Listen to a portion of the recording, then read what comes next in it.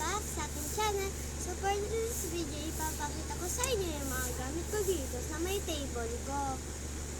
Ang first natin, itong kuromi ko. Ayan, nila pala siya. Pwede siya sa gabi.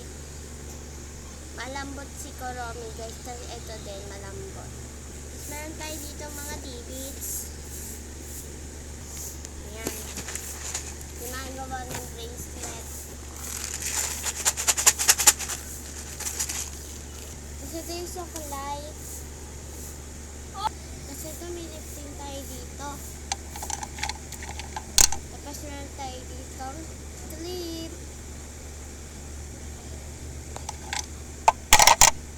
Ito guys yung panali ko sa bracelet. Yung gagawa ko ng bracelet kasi mahilig ako gumawa ng bracelet.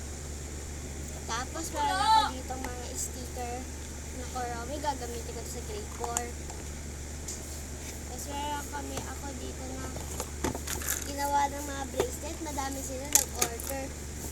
So, makakainan kaya kami ito ng pera. Tapos ito nga pala guys, yung binili ko, charger na kuromi. Nilagyan ko lang po siya ng sticker ha. Ito po yung ano ko guys, Android po kasi yung cellphone ko. Kaya ganyan yung charger.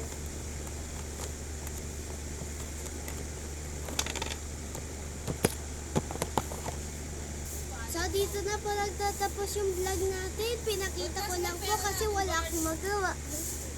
Lumipat nga pala ako ng pwesto dito guys. Yan.